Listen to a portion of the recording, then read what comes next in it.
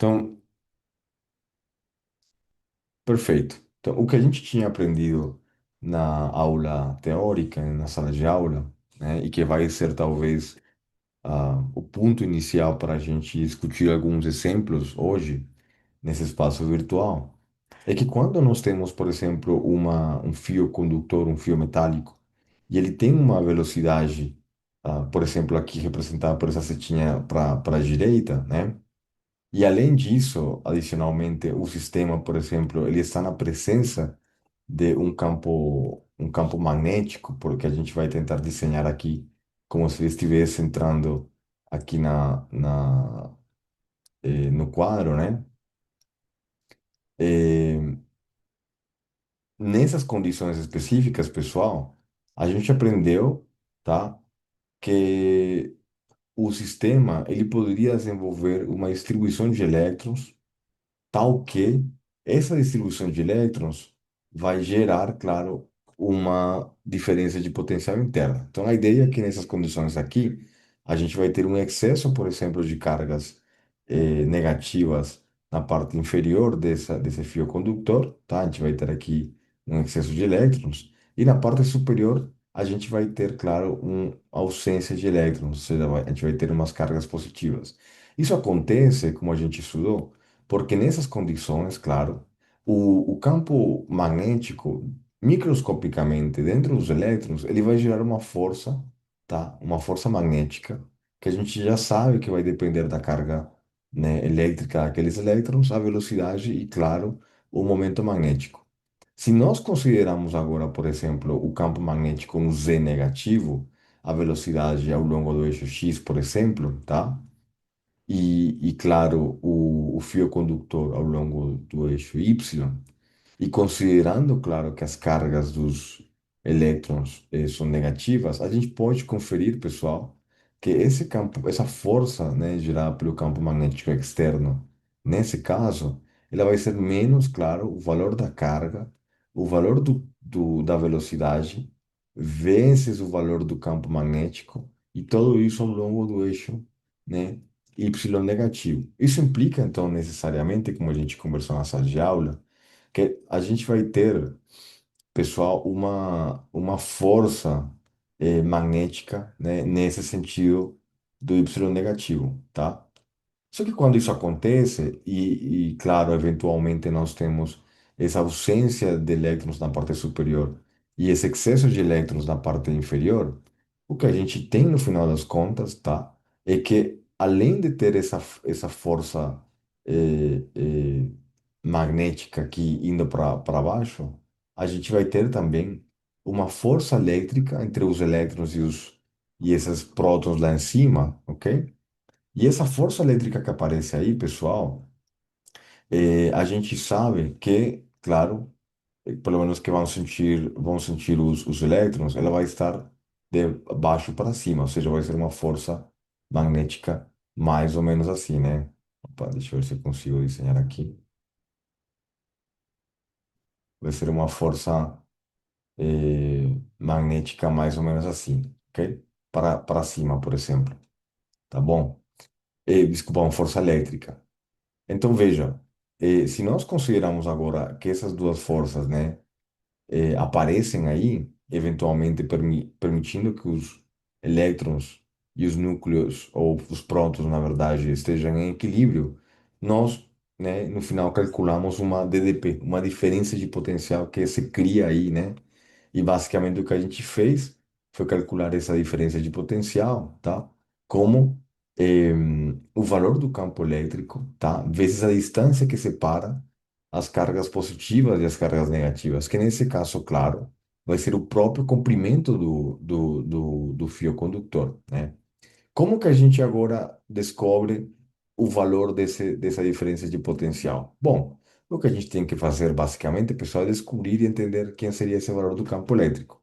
E para isso, a gente assume que as duas coisas estão em equilíbrio, né? Vamos ver se isso.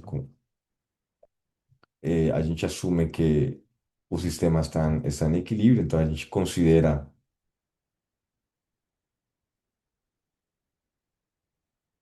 o equilíbrio mecânico, no caso. ou seja, a igualdade entre a força elétrica, ok? E, claro, a força magnética, ok? E quando essas duas coisas são iguais, né, a gente vai ter que o lado esquerdo vai ser a carga do elétron vezes o campo, né? E vai ser igual, claro, ao valor que a gente calculou lá, né, da força magnética. Ou seja, de novo, a carga, a velocidade, o campo, né? E pronto, tá? Então, o que a gente conclui no final das contas é que, claro, esse campo elétrico ele vai ser igual à velocidade, né? Vezes o campo magnético. Essa é a ideia de forma geral. Então, com isso, né, a gente agora consegue substituir, né, esse valor do campo elétrico dentro da ADP, né,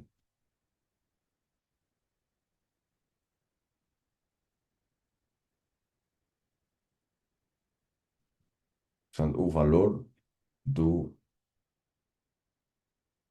campo elétrico. Né? Quando a gente faz essa conta desse campo elétrico, agora pode usar esse valor. E eventualmente o que a gente vai ter é que essa diferença de potencial, ok? Vai ser, claro, o valor da velocidade vezes o campo magnético vezes o comprimento do fio. Esse foi o que a gente mostrou, né, de forma geral, pessoal. Então nós temos, na verdade, essa ferramenta matemática, tá? Que vai permitir a gente trabalhar acima disso. Só que dentro dessa história, talvez o mais relevante é que isso é o que a gente consegue entender de forma microscópica, tá bom? Mas na verdade e na prática, a gente sempre vai calcular essa fenda induzida de uma forma muito mais, eu diria, direta, tá? Então, o grande resumo que a gente precisa lembrar na hora da prova e que a gente vai ter que usar é que se nós queremos calcular essa fenda induzida, a gente vai ter que basicamente tirar a derivada, ok? Do fluxo magnético, ok? Em relação ao tempo. Essa seria a ideia. Sempre a gente vai contar o fluxo magnético, a gente vai ver qual seria o valor do fluxo magnético, tá? E derivar em relação ao tempo. Esse vai ser o trabalho que a gente vai fazer. Então, agora, nos próximos minutos, a gente vai focar em fazer essa conta em diversos cenários e diversos exemplos, tá bom? Lembrando, claro, pessoal, que para conseguir encontrar essa FEM, né, a gente precisa primeiro, claro, conhecer o valor do campo magnético, do fluxo do campo magnético, né? Então a gente tem que lembrar que esse símbolo aqui, né, é o fluxo de campo magnético, tá bom? A grande questão é como a gente calcula esse fluxo de campo magnético, tá? E a gente fez essa discussão em sala de aula, ok? E nós concluímos o seguinte, que o fluxo de campo magnético ele vai ser integral, tá?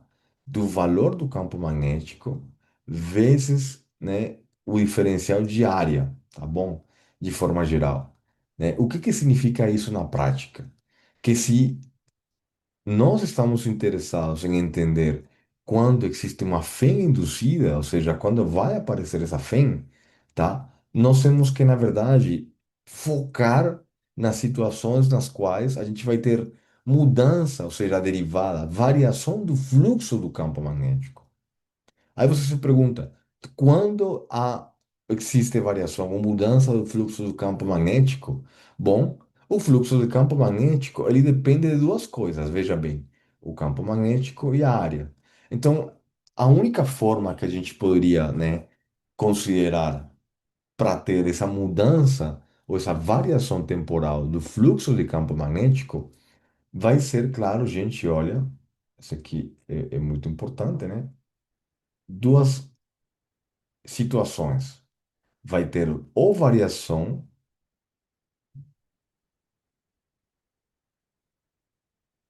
da área, né?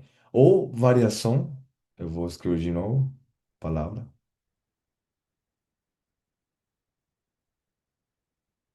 do campo magnético. O que que significa isso?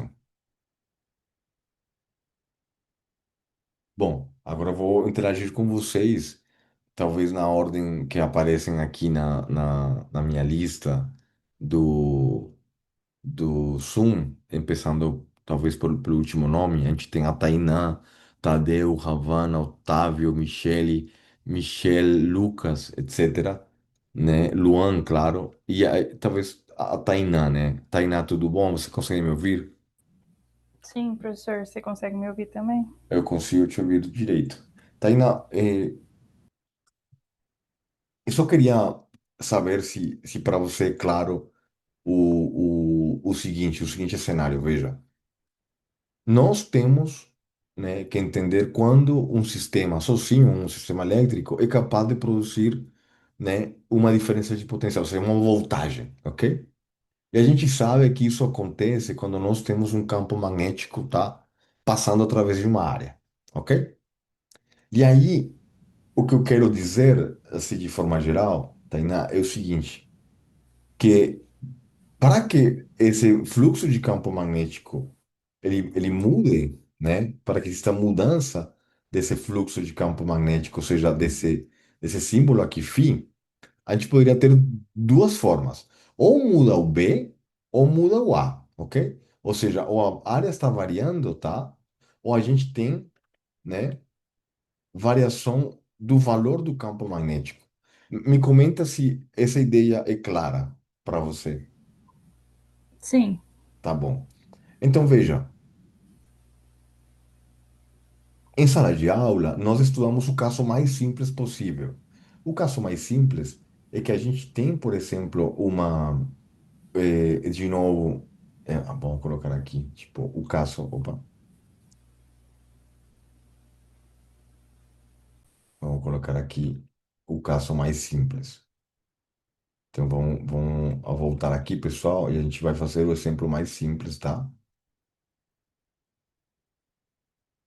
O exemplo, não só o exemplo mais simples, né?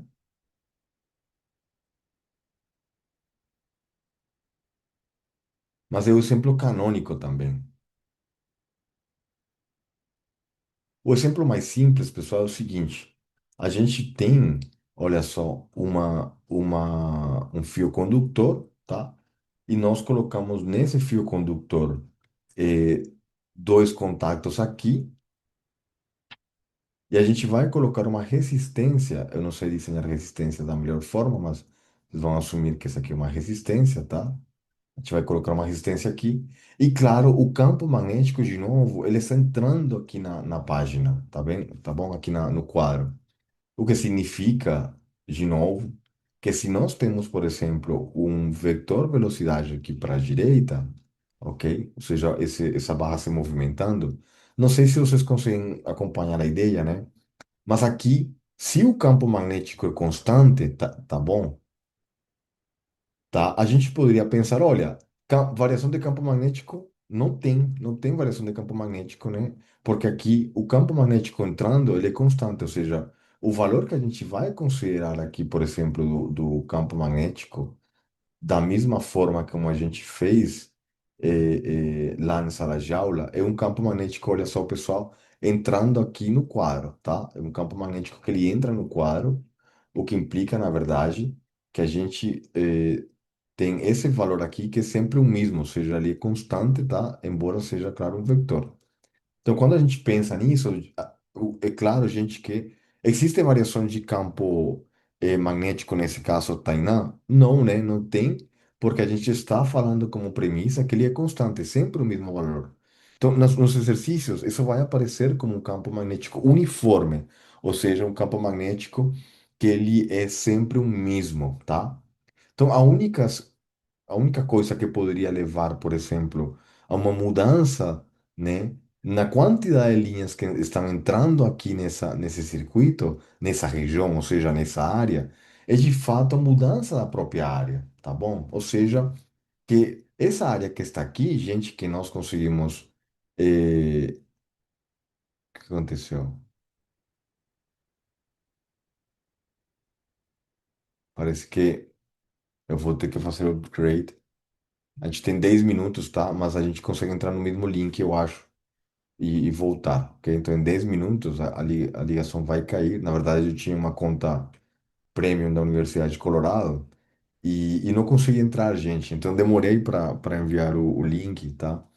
Mas tudo bem, a gente consegue usar esse aqui grátis, né? De graça por enquanto. Claro, a gente vai ter que entrar em 10 minutos. Mas veja bem, o exemplo que a gente fez na sala de aula é esse aqui, pessoal. A área que aparece aqui, ela vai ser variável, ela vai mudar. Por que que essa área muda? Porque se essa barra metálica, esse fio metálico está se movimentando para a direita, é claro, gente, que essa distância aqui que a gente tem né, X, tá? Vai aumentar conforme esse fio metálico se movimente para a direita. O que significa, na verdade, é que a área total, ou seja, a altura, né, vezes largura, por exemplo, vezes esse X, né, vai também mudar, né, gente? Então a gente tem esse L constante, que é o tamanho de fato do próprio fio condutor, e a gente sabe que essa A que está aqui representando a área, ou seja, x vezes L, vai mudar. E esse é o caso mais simples, né? Para a gente ter essa fé induzida. Ok? Nesse caso específico, insisto, não na turma de vocês, mas esse exercício vai aparecer em outra turma, por exemplo, tá? Poderia aparecer, na verdade, em outra turma. Eh, e já apareceu em anos anteriores e tal, né? É que a gente tem, né, como exemplo canônico, que quando a gente deriva, calcula, desculpa, o fluxo, né, a gente vê que esse fluxo de campo magnético, pessoal, eu vou continuar aqui do lado direito, esse fluxo de campo magnético, por exemplo, ele, ele pode ser calculado, né, de acordo com aquela equação que a gente já escreveu, ou seja, que φ, né, vai ser, claro, esse integral de B vezes dA, ok? Ou seja, basicamente nesse caso, B, claro, vezes a integral dA, ok? Em outras palavras, aqui, claro, porque o campo magnético é constante, vai ser B vezes A. A gente já calculou a área, pessoal, então vai ser campo magnético vezes X vezes L.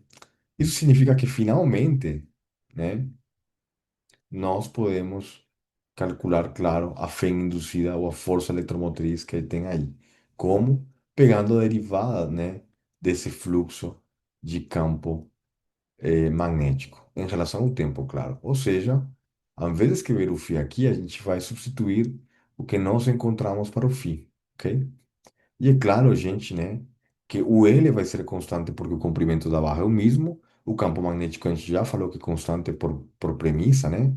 E basicamente, aqui eu esqueci de colocar o D, né? Que tem o D e tem um menos aqui na frente, então eu vou colocar o menos aqui, tá?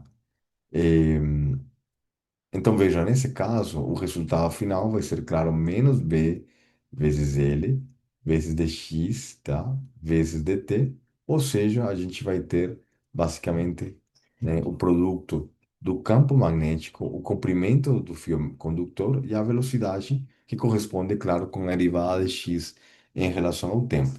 Pronto. Esse foi o que a gente aprendeu, como se calcula essa fé induzida, e agora a gente vai, pessoal, fazer exemplos diferentes, tá bom? O primeiro exemplo é, o exemplo, vamos chamar assim, que eu trouxe aqui para vocês. Eu trouxe três exemplos. Vamos chamar esse, por exemplo, exemplo um. E eu vou só estabelecer esses valores, esses exemplos, enquanto que a gente entra de novo nesse mesmo link, tá? Que é o seguinte, pessoal. Vamos a supor, ok? Que a gente tem que calcular a fé induzida numa bobina, ok? E essa bobina é basicamente um conjunto, um fio, né, condutor, que tem várias voltas aqui, tá bom? Nele mesmo. O número total de voltas que tem, a gente vai supor, por exemplo, opa, que são 200 voltas, tá? Ele tem até 200 voltas. Que é essa bobina. Claro, no meu gráfico, certamente não dá para. É só uma representação, pessoal. E a gente vai supor tá? Que tem um campo magnético entrando dentro dessa bobina, ok? A gente vai representar esse campo magnético aqui entrando, né? Completamente perpendicular à bobina, ok? Então a gente tem um campo magnético aqui, ok? Só que, além disso, pessoal, a gente vai supor, claro, que a área que nós temos aqui da bobina, essa área transversal, por exemplo, ou seja, essa área que está entrando aqui, ela vai ser calculada de acordo com um raio fixo, tá? Que a gente vai chamar de R. Então tem aqui um rádio, tá? Dessas voltas que a gente tem, que é o rádio R, maiúsculo nesse caso, tá? E certamente isso significa que nós podemos calcular a área, né? Como, nesse caso aí, essa área vai ser 2π, ok? Vezes R quadrado. Ok? É isso, né? Ou, desculpa, πr quadrado, na verdade. É πr quadrado.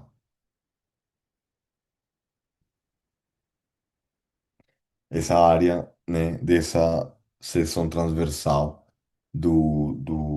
do sistema. Muito bem. Então, veja, além disso, o exercício diz que o valor do campo magnético no ponto inicial aqui é 0,8, né, teslas, tá bom? E que no final, quando ele termina aqui, o valor final dele é 0 teslas, ou seja, ele diminui aqui, tá? Então a pergunta que segue agora é: será que vai existir uma fé induzida nesse exemplo um? E a seguinte pessoa que tem que responder é o Tadeu. Tadeu, tudo bem? Você está por aí? Consegue me ouvir? Oi, professor, tô sim, consigo sim. Ah, que bom, Tadeu. Eu também consigo ouvir você. Tadeu, dentro do seu entendimento, existiria uma fé induzida nesse caso? Deixa eu só pensar rapidinho Ok. aqui. Então, eu vou te ajudar, Tadeu. A gente tem que se perguntar duas coisas, tá? E a primeira, quando existe uma fé induzida? O que a gente aprendeu, Tadeu, é que tem duas situações, ok? Quais são essas situações? Quando existe variação da área, olha só, e quando existe variação do campo magnético, ok? Aí variou o campo, Aí varia então o campo. Muito bem. provavelmente não vai ter, porque o campo foi para zero, é isso? Então vamos lá. A gente precisa, né, para estabelecer se existe ou não uma fé induzida, primeiro, tá? Se existe variação da área ou variação do campo magnético, concorda? A gente Isso, não está preocupado pelo valor, nós estamos preocupados apenas por se varia ou não varia, tá bom? tá bom. Perfeito. Então vamos lá. Nesse caso, a área, né? Será que está variando? Bom, a gente vai supor que o rádio é o mesmo, de forma que a área vai ser sempre a mesma em todas as voltas, ok? Ok, a área Mu- mesmo. Muito bem. E será que o campo magnético está variando? Esse Tesla é o campo magnético, certo? Isso, Aí ele varia. ele varia, muito bem. Perfeito. O campo magnético, claro, ele está variando. Ótimo. Muito bem. Agora veja. Basicamente aqui, o tempo, tá, no qual o campo magnético total ele varia de acordo ao exercício, é mais ou menos aqui, eu li no enunciado agora, 0,8 segundos, por exemplo, tá? Para fazer mais fácil, tá, Tadeu? Vamos pegar números bem simples. Então, veja, se a gente quer calcular a fé induzida, a gente tem que primeiro calcular, pessoal, né? A derivada, ou menos a derivada do fluxo magnético, ok, em relação ao tempo, tá? E agora o que a gente vai fazer, né, na segunda parte dessa discussão aqui, fazendo, claro, o cálculo numérico desse resultado. A ligação vai cair agora em alguns segundos, e aí a ideia é que vocês entrem no mesmo link, por favor, tá bom? Mas veja, o campo magnético, o fluxo de campo magnético total aqui vai ser, olha só, o campo